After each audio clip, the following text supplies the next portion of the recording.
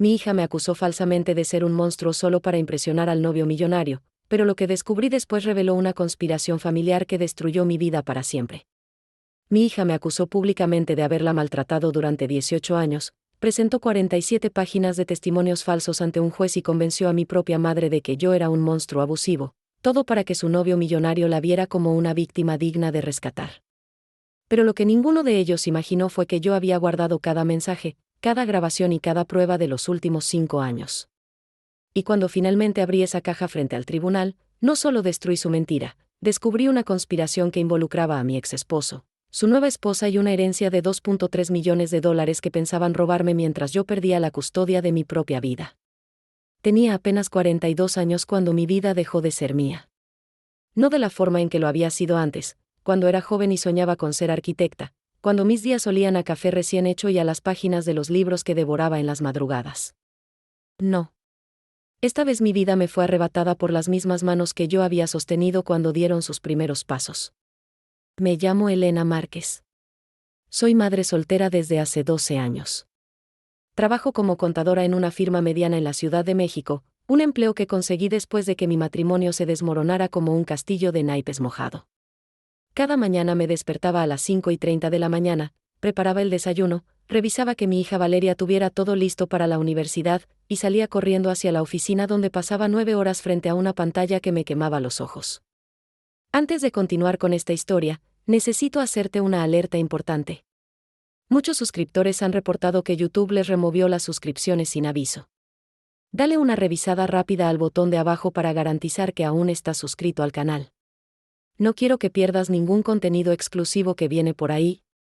Y ya que estás aquí, dale ese like que nos ayuda mucho con el algoritmo. Y cuéntame en los comentarios, ¿de qué ciudad estás viendo? Es muy importante saber sobre cada persona que hace parte de esta comunidad. Tu participación hace toda la diferencia, vamos a interactuar. Mis amigas salían los viernes a tomar vino y a quejarse de sus maridos. Yo llegaba a casa a las 8 de la noche, cenaba sola frente al televisor y revisaba que Valeria hubiera comido algo más que galletas. Mis amigas planeaban viajes a Cancún. Yo ahorraba cada peso para la colegiatura de mi hija, para sus libros, para el auto que necesitaba para ir a la universidad privada donde estudiaba Derecho. Valeria era mi orgullo. Mi razón de existir. Cabello castaño largo hasta la cintura, ojos verdes como los de mi madre, una sonrisa que iluminaba habitaciones enteras. Inteligente, carismática, con un futuro brillante por delante. Yo había sacrificado todo por ella, mis sueños de viajar, de estudiar una maestría, de tener una pareja que me hiciera sentir viva otra vez. Todo eso podía esperar. Ella era lo primero. Siempre lo fue. Pero lo que yo no sabía, lo que nunca imaginé mientras pagaba sus clases de inglés, sus cursos de verano, sus salidas con amigas, era que mi hija me odiaba. Y no un odio reciente, no un resentimiento adolescente pasajero. Un odio profundo, cultivado, alimentado durante años por alguien que yo había amado con cada fibra de mi ser. El incidente que lo cambió todo ocurrió un martes de octubre. Un martes común. Gris. Con olor a lluvia atrapada en el pavimento. Pero ese martes, mi hija conoció a Sebastián Villarreal. Y ese fue el día en que mi vida comenzó a convertirse en una pesadilla de la que no podría despertar. Sebastián Villarreal tenía 26 años, un Porsche negro, un apellido que abría puertas en los círculos más exclusivos de la ciudad y una cuenta bancaria que hacía que los meseros se inclinaran cuando él entraba a un restaurante. Valeria lo conoció en una conferencia de Derecho Corporativo en la universidad. Él era el hijo del dueño de Villarreal y Asociados, uno de los despachos de abogados más prestigiosos del país. Ella era una estudiante de cuarto semestre con sueños de grandeza y una necesidad desesperada de salir de la mediocridad en la que, según ella, yo la había sumergido. La primera vez que me habló de él, sus ojos brillaban de una forma que no había visto en años. Mamá, conocí a alguien increíble, me dijo esa noche mientras cenábamos. El arroz se había quedado un poco seco, como siempre. Yo estaba cansada. Mis hombros dolían de estar encorvada frente a la computadora todo el día. Sí. Qué bien, hija, respondí sin mucha emoción. Había tenido novios antes. Ninguno duraba más de 3 meses. No, mamá. Este es diferente. Es alguien importante. Tiene futuro. No como los otros. Algo en su tono me hizo levantar la mirada. Había desprecio en sus palabras. No como los otros. Como si los chicos anteriores hubieran sido basura. Como si ella mereciera algo mejor que lo que su entorno le ofrecía. Me alegro por ti, Valeria. ¿Cuándo lo voy a conocer? Ella se quedó en silencio. Jugueteó con el tenedor. Luego dijo algo que debió haberme alertado, pero que en ese momento dejé pasar como una tontería adolescente. No sé si sea buena idea, mamá. Él viene de una familia muy diferente a la nuestra. Diferente. Esa palabra se clavó en mi pecho como una astilla pequeña pero punzante. ¿Diferente en qué sentido?, pregunté, tratando de mantener la calma. Pues, ya sabes. Con dinero. Con estatus. No quiero que piense que somos, ya sabes. Pobres. Esa era la palabra que no se atrevía a decir. Tragué saliva. Sentí que algo se quebraba dentro de mí, pero lo ignoré. Era joven. Era una tontería. Ya se le pasaría. Valeria, no tienes que avergonzarte de quién eres. Hemos trabajado duro para llegar hasta aquí. Ella soltó una risa seca. Amarga. ¿Trabajado duro? Mamá, vivimos en un departamento de 2 habitaciones en una colonia de clase media. Yo voy a la universidad en un auto de 10 años. Mis amigas tienen BMW. ¿Tú crees que eso es trabajar duro? Me quedé paralizada. Quise gritar. Quise recordarle cada noche que me había desvelado haciendo horas extras para pagar su colegiatura. Cada comida que me había saltado para que ella pudiera comer bien. Cada sueño que había enterrado para que ella pudiera volar. Pero no lo hice. Porque era mi hija. Y las madres perdonan. Las madres entienden. Las madres se tragan el dolor y sonríen. Valeria, yo hago lo mejor que puedo, dije con voz temblorosa. Ella se levantó de la mesa. Dejó el plato a medias. Lo sé, mamá. Pero a veces lo mejor no es suficiente. Y se fue a su habitación. Esa noche lloré en silencio, con la cara hundida en la almohada para que no me escuchara. El olor a detergente barato llenaba la habitación. Mis manos temblaban. Podía escuchar mi corazón latiendo en mis oídos, un tambor sordo y doloroso. Pensé que lo peor ya había pasado. Me equivoqué. Porque lo que vino después no fue una tormenta. Fue un tsunami que arrasó con todo lo que yo había construido durante 18 años. Primero fue sutil. Valeria comenzó a salir más. Llegaba tarde. Dejó de cenar conmigo. Cuando le preguntaba cómo estaba, respondía con monosílabos, bien. Ocupada. Luego hablamos. Luego comenzaron las mentiras pequeñas. Mamá, necesito dinero para un proyecto de la universidad. Le daba 2,000 pesos. 2 días después veía en su Instagram una foto en un restaurante carísimo con Sebastián. Copas de vino. Langosta. Risas. Mamá, voy a quedarme en casa de Sofía a estudiar. A las 2 de la mañana recibía una notificación. Valeria había sido etiquetada en una discoteca de Polanco. Pero yo callaba. Porque las madres perdonan. Las madres entienden. Hasta que un día, todo explotó. Fue un sábado por la mañana. Yo estaba limpiando la sala cuando sonó mi teléfono. Era un mensaje de mi hermana Laura. Elena, ¿qué está pasando? ¿Es verdad lo que dice Valeria? El estómago se me contrajo. Mis dedos temblaron al abrir WhatsApp. Laura me había enviado una captura de pantalla. Era una publicación de Facebook. De Valeria. El texto decía: hay personas que creen que ser madre les da derecho a controlar cada aspecto de tu vida. Que porque te dieron un techo y comida, eres su propiedad. Que pueden gritarte, humillarte, hacerte sentir que no vales nada. Pero llega un momento en que despiertas y te das cuenta de que no tienes que seguir viviendo en una cárcel emocional. Gracias a las personas que me han ayudado a ver mi valor. Gracias por enseñarme que merezco más. Debajo, 247 reacciones. 89 comentarios. Leí los comentarios con las manos temblando tanto que casi se me cae el teléfono. Eres muy valiente por compartir esto. Nadie merece ese tipo de abuso. Espero que puedas salir de ahí pronto. Tu madre debería darte vergüenza. Mi madre debería darme vergüenza. El aire se me escapó de los pulmones. La habitación comenzó a dar vueltas. Me senté en el sofá antes de caer. ¿Cárcel emocional? ¿Gritos? ¿Humillación? Yo nunca le había levantado la voz. Nunca le había puesto una mano encima. Cada discusión que habíamos tenido había sido porque llegaba tarde, porque gastaba dinero en cosas innecesarias, porque dejaba de estudiar para salir de fiesta.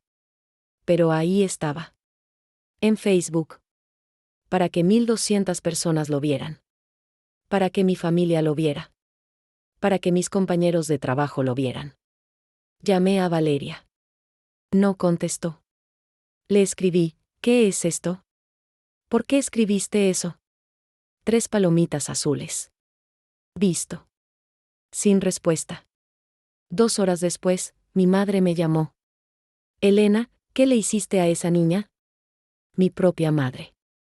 La mujer que me había criado. La que me había enseñado a ser fuerte. Mamá, yo no le hice nada. No sé de qué está hablando. Valeria me llamó llorando. Me dijo que la has estado maltratando. Que la obligas a trabajar, que le gritas, que la haces sentir culpable por todo. Sentí que el suelo se abría bajo mis pies. Mamá, eso no es verdad. Yo jamás, Elena, esa niña estaba destrozada. Llorando. Temblando. Me dijo que tiene miedo de ti. Miedo. De mí. Mamá, por favor. Tienes que creerme. Yo nunca, creo que necesitas ayuda, Elena. Creo que estás pasando por algo y lo estás pagando con tu hija. Voy a hablar con ella. Voy a ver cómo puedo ayudarla. Y colgó. Mi propia madre colgó el teléfono. Me quedé ahí, sentada en el sofá, con el teléfono en la mano, mirando la pantalla negra. El olor a cloro de la limpieza llenaba el aire. Mis ojos ardían. Quería gritar. Quería romper algo. Quería despertar de esta pesadilla. Pero no podía. Porque esto era real. Y lo peor todavía estaba por llegar. Valeria no volvió a casa esa noche. Ni la siguiente. Me escribió un mensaje el lunes por la mañana, me voy a quedar con la abuela unos días.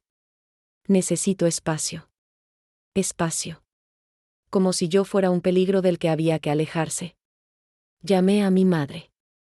Me dijo que Valeria estaba bien, que necesitaba tiempo, que yo debía reflexionar sobre mi comportamiento. Mi comportamiento. Los días se convirtieron en una tortura silenciosa. Iba a trabajar como un zombi. Mis compañeros me preguntaban si estaba bien. Yo sonreía y decía que sí, que solo estaba cansada. Pero por dentro me estaba desmoronando. Perdí 4 kilos en 2 semanas. No podía comer. No podía dormir. Cada vez que cerraba los ojos veía esa publicación de Facebook.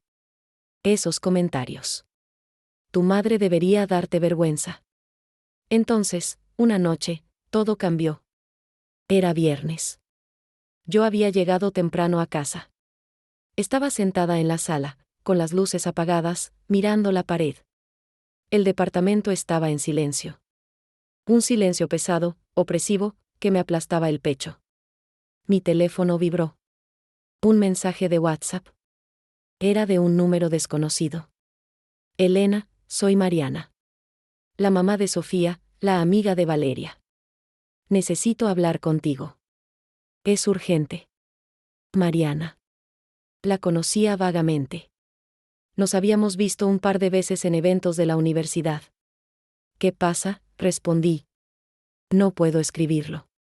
¿Podemos vernos? Mañana. En el café de la esquina de tu casa. A las 10 de la mañana. Algo en su mensaje me heló la sangre. Había urgencia. Miedo. Está bien. Ahí estaré. Esa noche no dormí. Di vueltas en la cama, mirando el techo, tratando de imaginar qué podría querer decirme. ¿Algo sobre Valeria? ¿Algo sobre Sebastián? A las 9:45 de la mañana ya estaba en el café. Pedí un americano que no pude tomar. Mis manos temblaban demasiado. Mariana llegó a las 10:03. Tenía ojeras profundas. Se veía nerviosa. Se sentó frente a mí. No pidió nada. Elena, no sé cómo decirte esto, comenzó. Su voz temblaba. Pero creo que tienes derecho a saber. Mi corazón se aceleró. Ayer Sofía llegó a casa llorando. Me dijo que ya no puede seguir mintiendo. Que se siente horrible por lo que está pasando. ¿Mintiendo? ¿Sobre qué? Mariana respiró profundo. Sobre ti. Sobre lo que Valeria está diciendo de ti. El mundo se detuvo. Sofía me contó que Valeria le pidió que confirmara historias falsas. Que dijera que te había visto gritarle, maltratarla. Que corroborara cosas que nunca pasaron. Sentí que me faltaba el aire. ¿Por qué? ¿Por qué haría eso? Mariana me miró con tristeza. Por Sebastián. Por su familia. Valeria le dijo a Sofía que la familia de Sebastián es muy conservadora, muy religiosa. Que valoran mucho el sufrimiento, la superación. Que Sebastián se siente atraído por mujeres que han pasado por cosas difíciles, que han sido víctimas. Víctimas. Mi hija estaba fingiendo ser una víctima. Valeria le dijo a Sofía que si Sebastián creía que ella venía de un hogar abusivo, la vería como alguien fuerte, resiliente. Alguien digna de ser rescatada. Y que eso haría que él se enamorara más de ella. Las lágrimas comenzaron a rodar por mis mejillas. No podía detenerlas. Elena, lo siento mucho. Sofía quería decírtelo antes, pero Valeria la amenazó. Le dijo que si hablaba, la haría quedar como mentirosa frente a todos. Me quedé en silencio. No podía hablar. No podía respirar. Mariana puso su mano sobre la mía. Hay algo más. Algo que Sofía escuchó. Levanté la mirada. Valeria estaba hablando por teléfono con alguien. Sofía no sabe con quién. Pero escuchó que Valeria decía, no te preocupes. Cuando el juez vea todo esto, no va a dudar. Y entonces todo será nuestro. Juez. Todo será nuestro. ¿Qué significa eso? Pregunté con voz quebrada. No lo sé. Pero Sofía está asustada. Y yo también. Creo que deberías investigar, Elena. Creo que hay algo más grande detrás de todo esto. Mariana se fue. Yo me quedé sentada en ese café durante 2 horas más.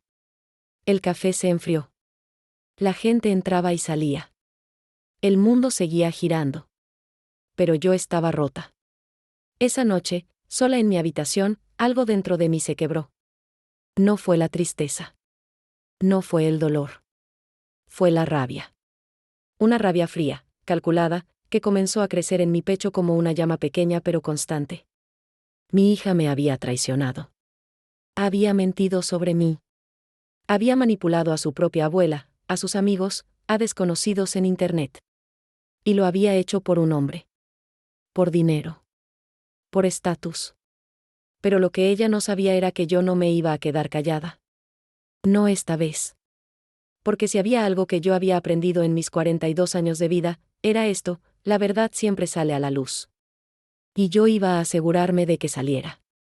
Las semanas siguientes fueron un infierno meticulosamente diseñado. Valeria no volvió a casa. Se quedó con mi madre, quien ahora me veía como una amenaza. Cada vez que intentaba llamarla, me mandaba a buzón. Cada mensaje que enviaba quedaba sin respuesta. Pero las humillaciones continuaron. Y cada una era peor que la anterior.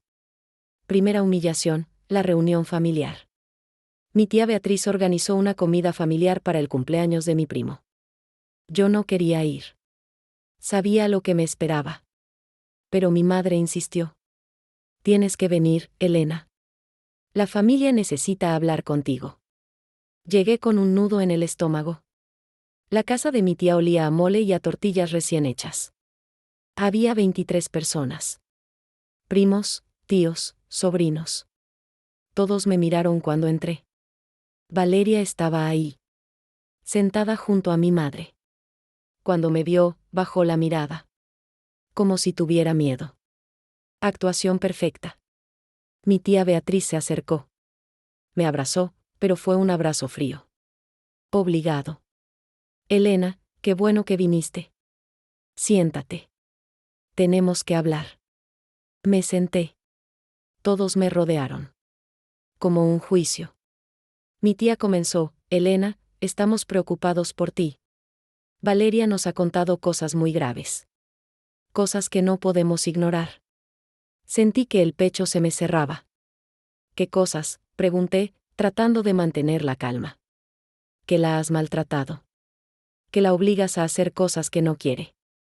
Que la haces sentir culpable por todo. Eso no es verdad. Valeria dice que sí. Valeria está mintiendo. Un silencio pesado llenó la habitación. Mi prima Rocío habló: Elena, ¿por qué una hija mentiría sobre algo así? ¿Qué ganaría? No pude responder. Porque la verdad sonaba absurda. Está mintiendo para impresionar a su novio millonario.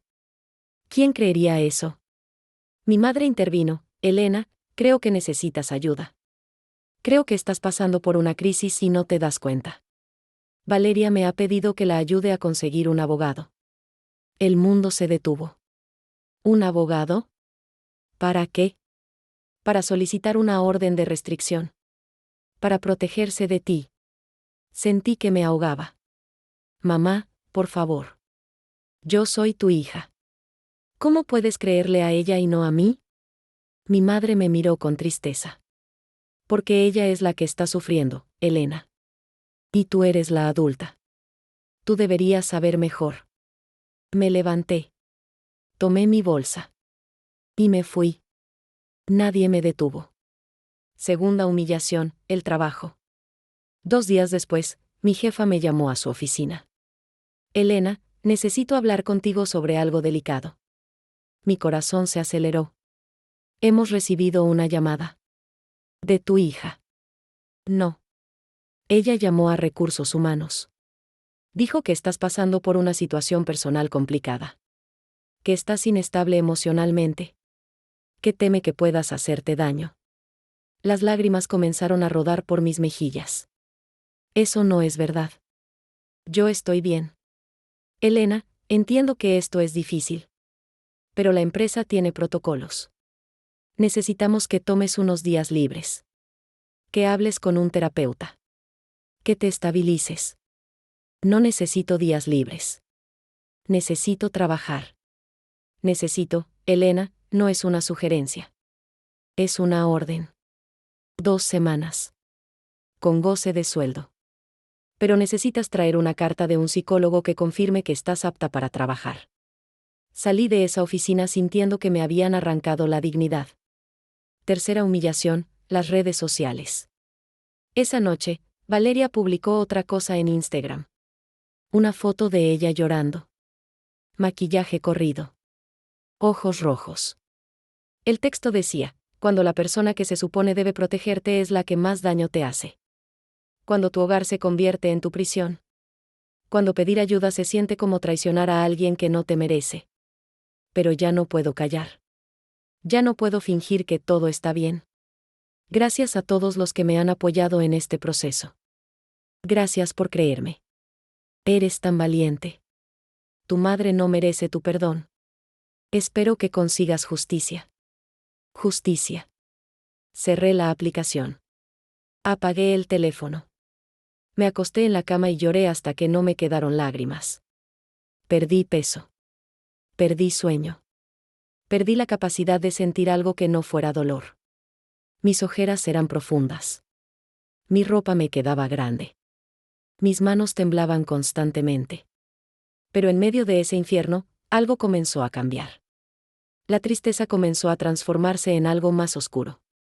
Más poderoso. Determinación. Porque yo no iba a dejar que me destruyeran. No sin pelear. El punto de quiebre llegó un martes por la tarde. Yo había vuelto al departamento después de mi sesión obligatoria con la psicóloga, quien, por cierto, me había dicho que estaba perfectamente cuerda. Estaba cansada. Vacía. Entré a la habitación de Valeria. No había entrado desde que se fue. La puerta estaba cerrada, como un santuario intocable. Pero ese día, algo me impulsó a abrirla. La habitación olía a su perfume. dulce, floral. Las paredes estaban llenas de fotos de ella con sus amigas. Con Sebastián. Sonrisas perfectas. Vidas perfectas. Me senté en su cama. Miré alrededor. Y entonces lo vi. Su laptop estaba sobre el escritorio. Cerrada. Valeria siempre la llevaba consigo. ¿Por qué la había dejado? Algo en mi pecho me dijo, ábrela. Lo hice. No tenía contraseña. Se abrió directamente en su escritorio. Y ahí, en la esquina inferior derecha, había una carpeta. Se llamaba Proyecto V. Mis manos temblaron al hacer clic. Dentro había documentos. Muchos documentos. El primero se llamaba Testimonio, borrador 1. Lo abrí. Era un documento de 12 páginas. Un testimonio detallado de supuestos abusos que yo había cometido contra Valeria durante años. Mi madre comenzó a maltratarme cuando tenía 10 años. Me gritaba constantemente. Me decía que era una carga. Me obligaba a hacer tareas domésticas durante horas. Me prohibía salir con mis amigas. Me hacía sentir que no valía nada. Cada línea era una mentira. Cada párrafo, una puñalada. Pero lo peor estaba al final del documento.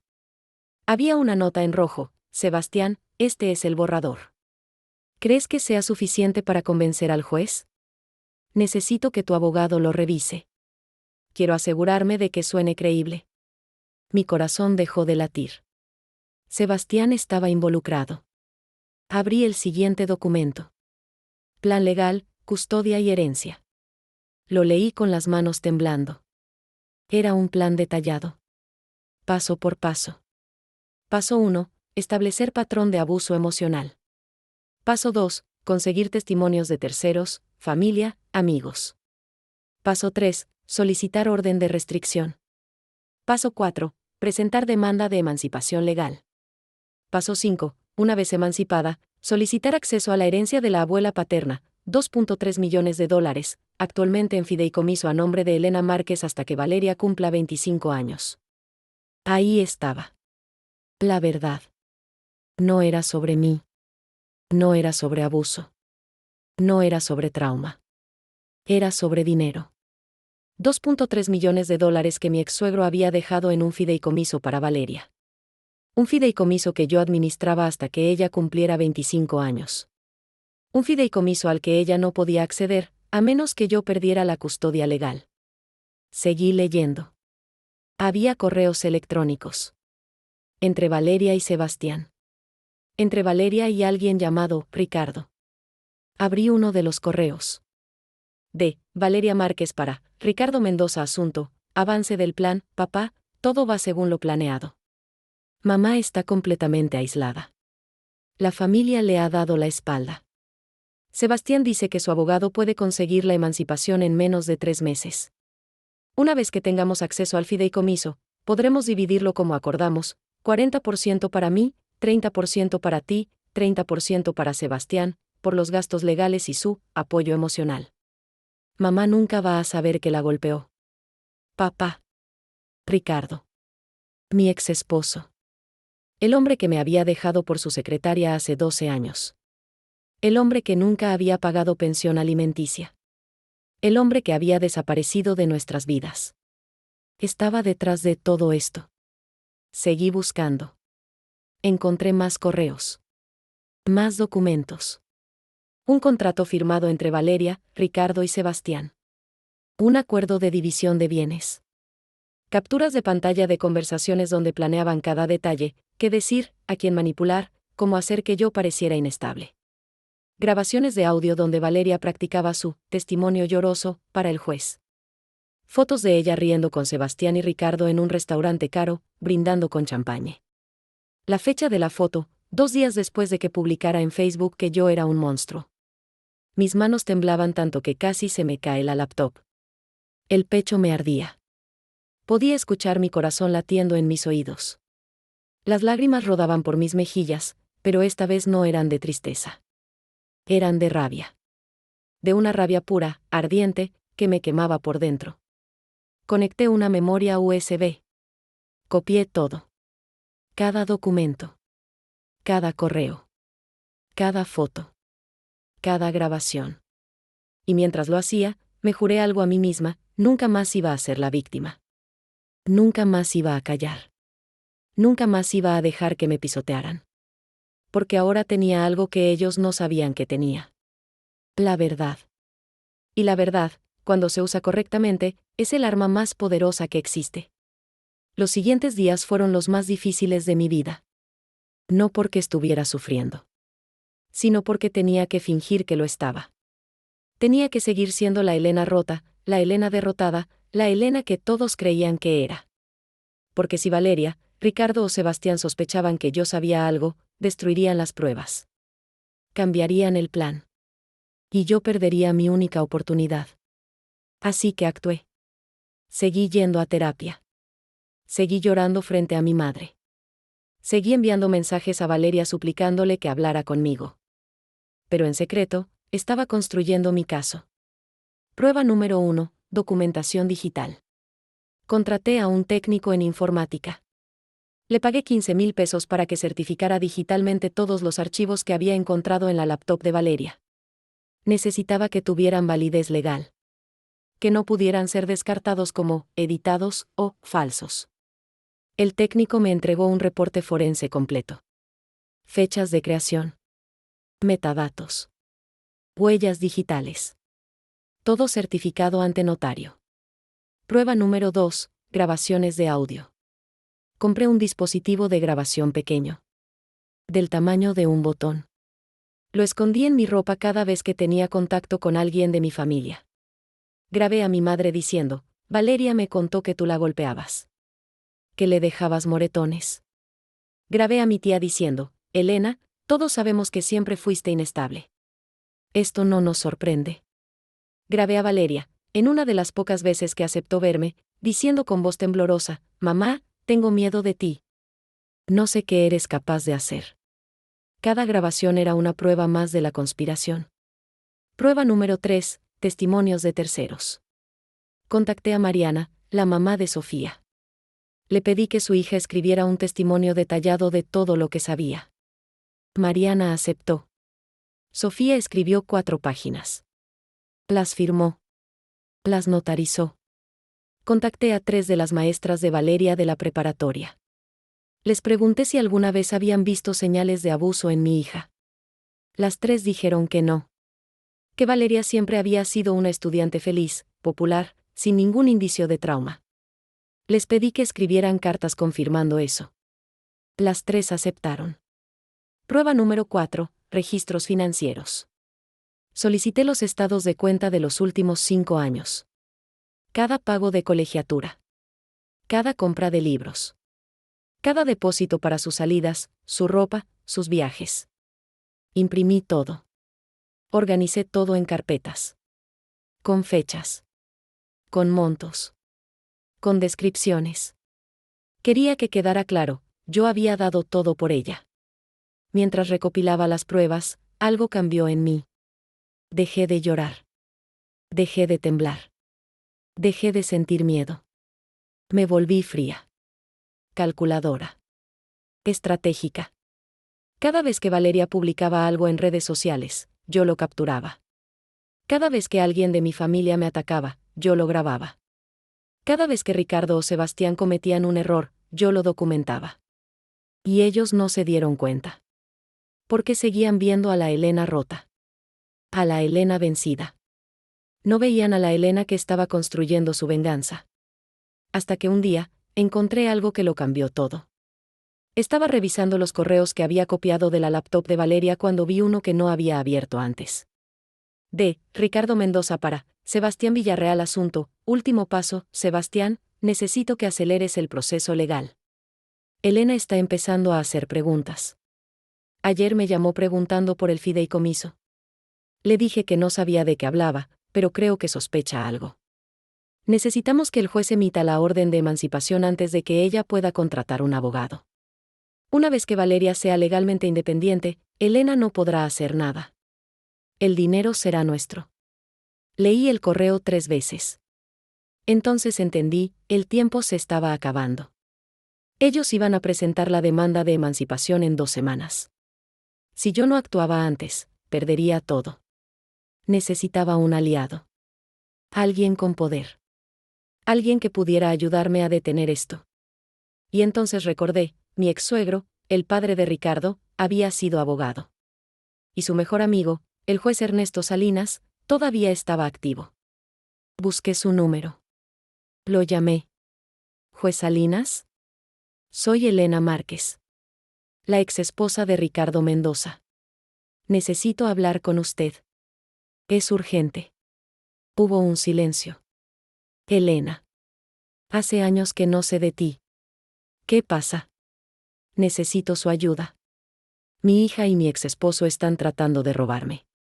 Y creo que usted es la única persona que puede detenerlos. Nos reunimos al día siguiente en su oficina. Le mostré todo. Cada documento. Cada correo. Cada grabación. El juez Salinas leyó en silencio durante 1 hora. Cuando terminó, me miró con una mezcla de tristeza y rabia.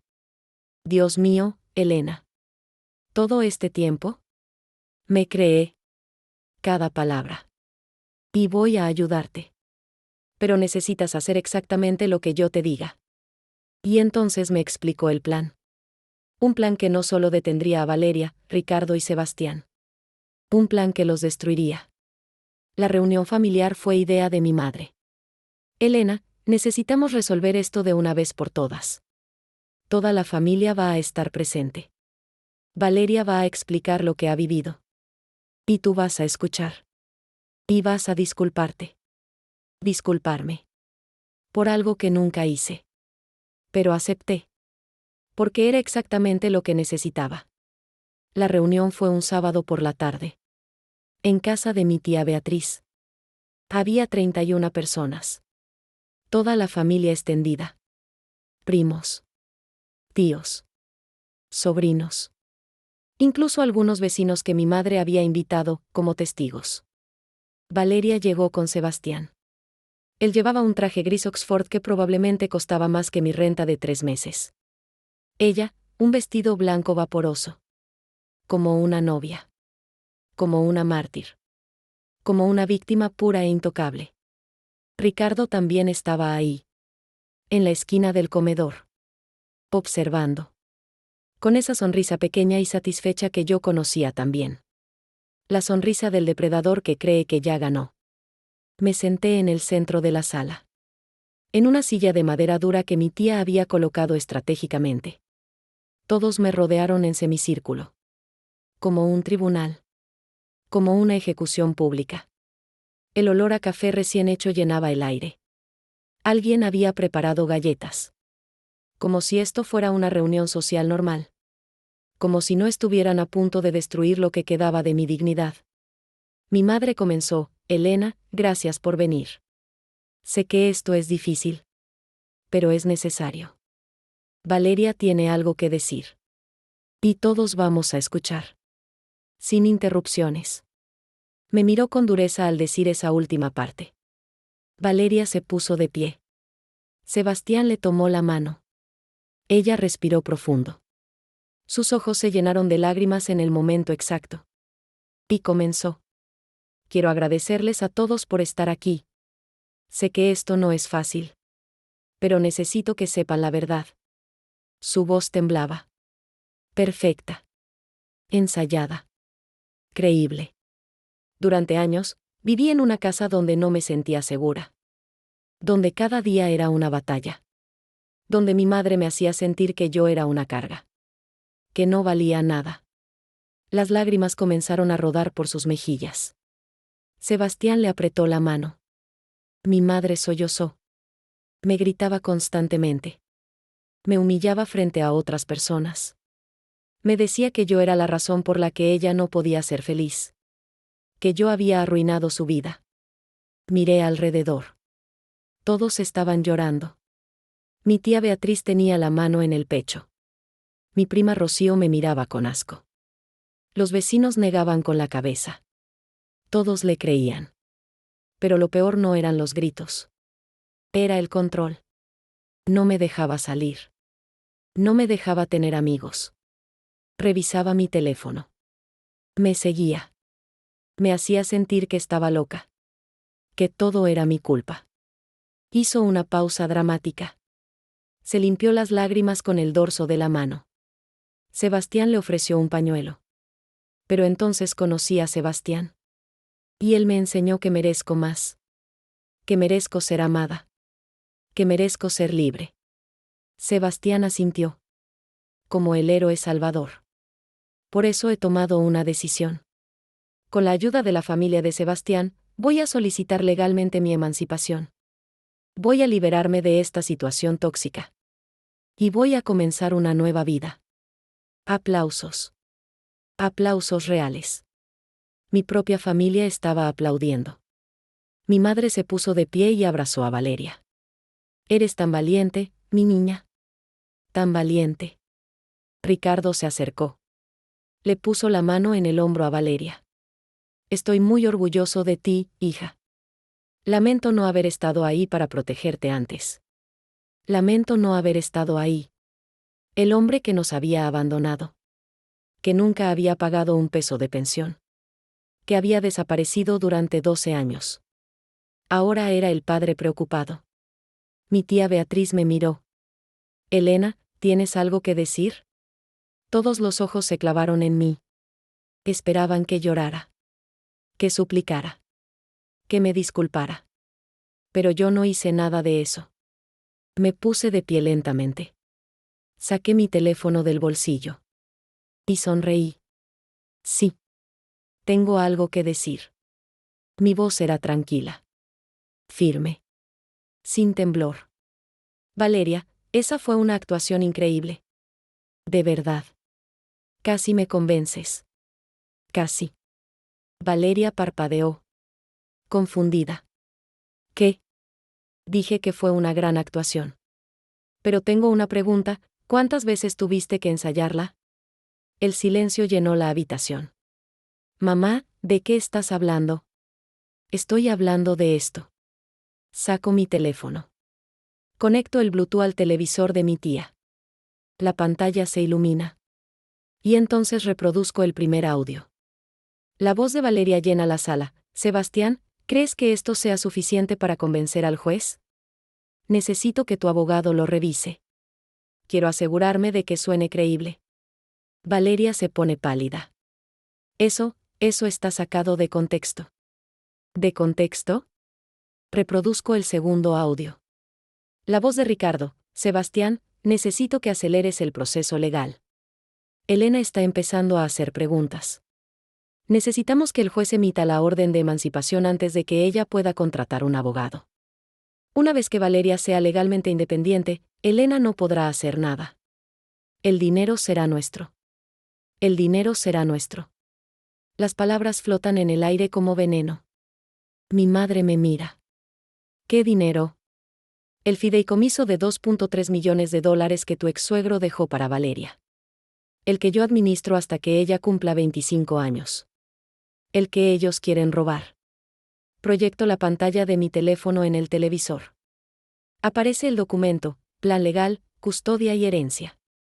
Leo en voz alta. Paso 1. Establecer patrón de abuso emocional. Paso 2. Conseguir testimonios de terceros. Paso 3. Solicitar orden de restricción. Paso 4. Presentar demanda de emancipación legal. Paso 5. Acceder a la herencia. División. 40% Valeria, 30% Ricardo, 30% Sebastián. El silencio es absoluto. Proyecto el siguiente documento. El contrato firmado entre los tres. Con sus firmas. Con la fecha. Este contrato fue firmado hace 3 meses. 3 meses antes de que Valeria publicara en Facebook que yo era un monstruo. Valeria se pone de pie. Eso es privado. No tenías derecho a revisar mi computadora. Tenía todo el derecho. Soy tu madre. Y vivo en esa casa. Y lo que encontré no fue solo un plan para robarme. Fue una conspiración para destruirme. Proyecto las capturas de pantalla. Los mensajes entre Valeria y Ricardo. Papá, mamá está completamente aislada. La familia le ha dado la espalda. Todo va según el plan. Perfecto, hija. Pronto seremos ricos. Y ella no podrá hacer nada. Mi madre se lleva la mano a la boca. Dios mío. Proyecto las fotos. Valeria, Ricardo y Sebastián brindando con champaña en un restaurante de lujo. La fecha, 2 días después de la publicación de Facebook. La foto donde los tres ríen. Felices. Celebrando. Mientras ustedes me consolaban, digo mirando a mi familia, mientras me decían que yo era el problema, ellos estaban celebrando. Celebrando que su plan estaba funcionando. Valeria comienza a llorar. Pero esta vez no son lágrimas de actuación. Son lágrimas de pánico. Mamá, yo puedo explicar. ¿Explicar qué? ¿Qué inventaste una historia de abuso para robarme? ¿Qué manipulaste a tu propia abuela? ¿Qué destruiste mi reputación, mi trabajo, mi salud mental, todo por dinero? Sebastián se pone de pie. Esto es ridículo. Esos documentos podrían ser falsos. Editados. Sonrío. Por eso contraté a un perito en informática forense. Aquí está su reporte. Certificado ante notario. Cada documento tiene metadatos. Fechas de creación. Huellas digitales. Todo es real. Todo es verificable. Proyecto el reporte forense en la pantalla. 47 páginas de análisis técnico. Ricardo se acerca. Su rostro está rojo. Elena, esto es un malentendido. Yo solo estaba tratando de ayudar a mi hija. ¿Ayudarla? ¿Ayudarla a robar? ¿A mentir? ¿A destruir a su propia madre? Me volteo hacia mi familia. Durante semanas, ustedes me juzgaron. Me condenaron. Me hicieron sentir que yo era el monstruo. Y todo este tiempo, los verdaderos monstruos estaban aquí. Sonriendo. Actuando. Manipulándolos. Mi madre se acerca a Valeria. ¿Es verdad? ¿Todo esto es verdad? Valeria no puede hablar. Solo llora. Mi tía Beatriz me mira. Elena, lo siento. No sabíamos. No. No sabían. ¿Por qué no preguntaron? Porque fue más fácil creerle a ella que creerme a mí. Porque yo era la adulta. Y los adultos siempre son los culpables. ¿Verdad? Nadie responde. Guardo mi teléfono. Tomo mi bolsa. Mañana a las 10 de la mañana tengo una cita con el juez Ernesto Salinas. Voy a presentar toda esta evidencia. Voy a solicitar que se investigue a Ricardo y a Sebastián por conspiración y fraude. Y voy a asegurarme de que Valeria entienda que las acciones tienen consecuencias. Me dirijo hacia la puerta. Valeria grita, mamá, por favor. Fue idea de papá. Él me convenció. Yo no quería. Me detengo. Me volteo. Valeria, tú escribiste cada palabra de ese testimonio falso. Tú publicaste esas mentiras en redes sociales. Tú manipulaste a tu abuela. Tú me miraste a los ojos y me dijiste que tenías miedo de mí. Nadie te obligó. Lo elegiste. Pero tú nunca me diste lo que yo necesitaba. Nunca tuvimos dinero. Nunca pude tener las cosas que mis amigas tenían. Y ahí está. La verdad real. No era sobre abuso. Era sobre envidia. Sobre avaricia. Sobre una niña que creció creyendo que merecía más de lo que tenía. Tienes razón, Valeria. Nunca te di un Porsche. Nunca te di viajes a Europa. Nunca te di una vida de lujo. Pero te di algo mucho más valioso, te di mi vida entera. Cada sacrificio. Cada noche sin dormir. Cada sueño que enterré para que tú pudieras volar. Y tú lo tiraste a la basura por dinero. Salgo de esa casa. Nadie me detiene. Y en ese instante lo supe, ya no tenía poder sobre mí. Ninguno de ellos lo tenía. Porque la verdad me había liberado. La audiencia con el juez Salinas fue un lunes por la mañana. La sala era pequeña. Paredes color beige. Una mesa larga de madera oscura. olor a papel viejo y café institucional. Había 6 personas presentes: el juez Salinas, yo, mi abogada, una mujer brillante llamada Fernanda que el juez me había recomendado, Valeria, Ricardo y el abogado de ellos, un hombre de traje caro con cara de tiburón. Sebastián no estaba. Su familia había contratado a sus propios abogados y se había deslindado completamente del caso en cuanto las pruebas salieron a la luz. Aparentemente, los Villarreal no querían que su apellido se manchara con un escándalo de fraude. Valeria estaba sentada junto a Ricardo. Ya no llevaba vestidos blancos. Llevaba jeans y una sudadera. Sin maquillaje. Con ojeras. Se veía pequeña. Asustada. Bien. El juez Salinas abrió la sesión. Estamos aquí para revisar la solicitud de emancipación presentada por la señorita Valeria Márquez, así como las acusaciones de abuso emocional contra la señora Elena Márquez. Sin embargo, han surgido nuevas evidencias que requieren nuestra atención. Miró a Ricardo con dureza. Señor Mendoza, entiendo que usted ha estado ausente de la vida de su hija durante 12 años. ¿Es correcto? Ricardo se aclaró la garganta. Sí, su señoría. Pero siempre me he preocupado por ella. Siempre he querido lo mejor para ella. Y por eso conspiró con ella para difamar a su exesposa y robar una herencia de $2.3 millones. El abogado de Ricardo intervino: su señoría, esas son acusaciones graves sin fundamento sólido. El juez Salinas levantó una carpeta. Era gruesa. Muy gruesa. ¿Sin fundamento? Tengo aquí 47 páginas de documentos certificados por un perito forense. Correos electrónicos. Contratos firmados. Grabaciones de audio. Capturas de pantalla. Todo con metadatos verificables. Todo con fechas. Todo con firmas. Abrió la carpeta. Comenzó a leer. Correo del 15 de agosto. Ricardo Mendoza a Sebastián Villarreal: necesitamos que el juez emita la orden de emancipación antes de que Elena pueda contratar un abogado. El dinero será nuestro. Ricardo se puso pálido. Contrato firmado el 3 de septiembre. División de bienes: 40% Valeria Márquez, 30% Ricardo Mendoza, 30% Sebastián Villarreal. Firmado por los 3. El juez cerró la carpeta.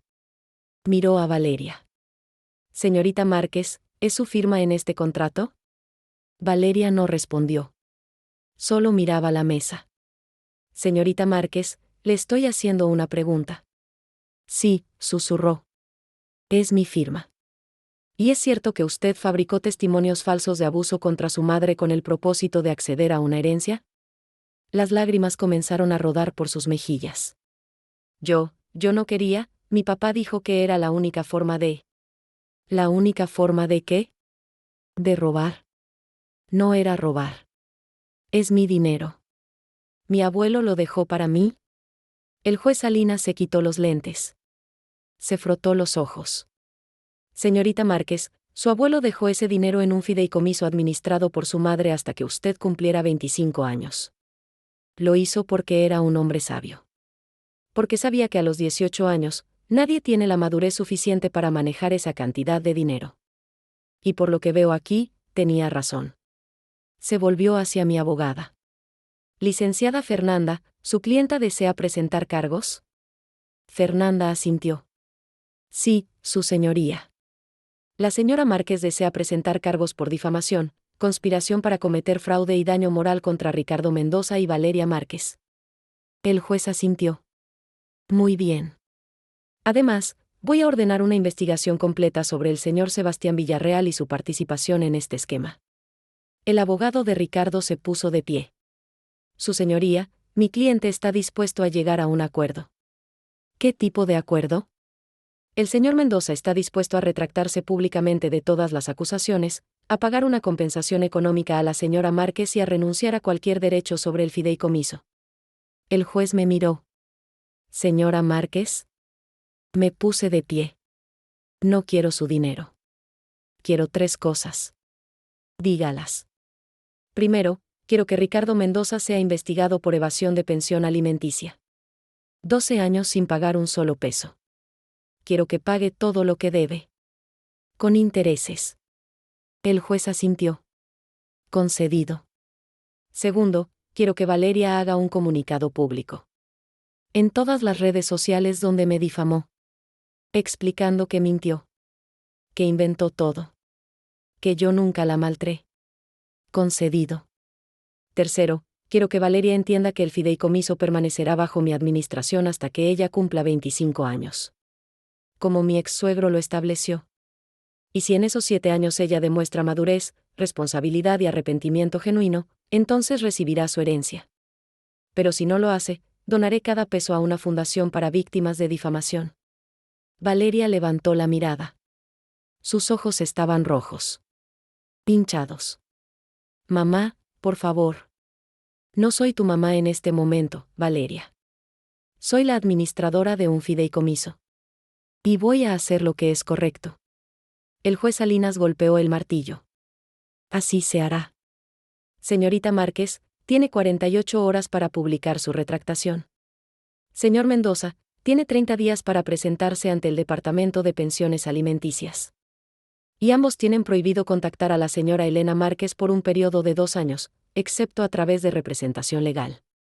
Golpeó el martillo de nuevo. Caso cerrado. Salí de esa sala sintiendo que podía respirar por primera vez en meses. El sol brillaba afuera. El aire olía a lluvia reciente. A tierra mojada. A nuevo comienzo. Fernanda me puso la mano en el hombro.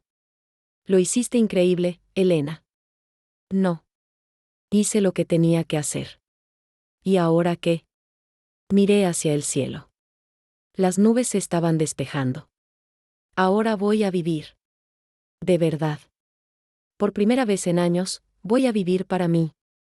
Han pasado 6 meses desde la audiencia. Valeria publicó su retractación. Fue breve. Fría. Pero lo hizo. Los comentarios fueron brutales. La gente que antes la había apoyado ahora la llamaba mentirosa, manipuladora, monstruo. Tuvo que cerrar todas sus redes sociales. Dejó la universidad. Sebastián, por supuesto, desapareció en cuanto el escándalo estalló. Su familia pagó una suma considerable para mantener su nombre fuera de los medios. Ricardo fue investigado. Le ordenaron pagar 847,000 pesos en pensión alimenticia atrasada. No tenía el dinero. Tuvo que vender su auto. Tuvo que pedir préstamos. Su nueva esposa lo dejó. Justicia poética. Mi familia se disculpó. Algunos con sinceridad. Otros solo porque era lo socialmente correcto. Perdoné a algunos. A otros, simplemente los dejé ir. Aprendí que no todas las relaciones merecen ser salvadas. Mi madre fue la que más sufrió. Se culpaba a sí misma por haber creído las mentiras. Por haberme dado la espalda. Tardamos 3 meses en volver a hablarnos. Y cuando lo hicimos, ella lloró durante 1 hora. Elena, fui una tonta. Una tonta ciega. No fuiste tonta, mamá. Fuiste humana. Y los humanos cometen errores. Valeria me escribió una carta hace 2 semanas. Una carta larga. Escrita a mano. Con lágrimas manchando la tinta. Decía que lo sentía. Que había sido egoísta. Que había sido cruel. Que entendía si yo nunca la perdonaba. No le he respondido. No porque no la perdone. Sino porque todavía no sé si puedo. El perdón no es algo que se da porque alguien lo pide. Es algo que se da cuando estás lista. Y yo todavía no estoy lista. Tal vez algún día lo esté. O tal vez no y está bien. Porque aprendí algo en estos meses, no le debo nada a nadie. Ni siquiera a mi hija. Le debo algo a mí misma. Le debo respeto. Le debo dignidad. Le debo la vida que sacrifiqué durante tantos años. Renuncié a mi trabajo en la firma de contabilidad. Usé parte de mis ahorros para inscribirme en un programa de maestría en arquitectura. Sí, arquitectura. El sueño que había enterrado hace 20 años. Tengo 43 años. Soy la estudiante más vieja de mi clase. Y no me importa. Porque finalmente estoy viviendo para mí. Salgo con amigas. Viajo. Leo libros que no tienen nada que ver con trabajo o responsabilidades. Duermo 8 horas. Como bien. Río. Río de verdad. Y cuando me miro al espejo, veo algo que no había visto en años, veo a Elena. No a la madre sacrificada. No a la empleada agotada. No a la víctima destruida. Solo a Elena. Una mujer que fue traicionada por las personas que más amaba. Una mujer que fue difamada, humillada, destruida. Pero una mujer que se levantó. Que peleó. Que ganó. No recuperé los años perdidos. No recuperé la relación con mi hija. No recuperé la inocencia de creer que la familia siempre te protege. Pero recuperé algo mucho más valioso, recuperé mi voz. Y aprendí que el silencio no protege. La verdad sí. Si estás viviendo algo similar, si alguien está tratando de hacerte creer que estás loca, que eres el problema, que todo es tu culpa, quiero que sepas algo, no estás loca. No eres el problema. Y no estás sola. La verdad siempre sale a la luz. Siempre. Puede tardar días, meses, años. Pero sale. Y cuando salga, asegúrate de estar lista. Porque la justicia no llega sola. La construyes. Con pruebas. Con paciencia. Con estrategia. Y con la certeza absoluta de que mereces algo mejor que el infierno en el que te han metido. Mi hija intentó destruirme para impresionar a un hombre millonario. Mi exesposo conspiró para robarme. Mi familia me dio la espalda. Pero olvidaron algo fundamental: yo soy Elena Márquez. Y las mujeres como yo no se rompen. Nos reconstruimos. Más fuertes. Más sabias. Más libres. Y esa fue su perdición.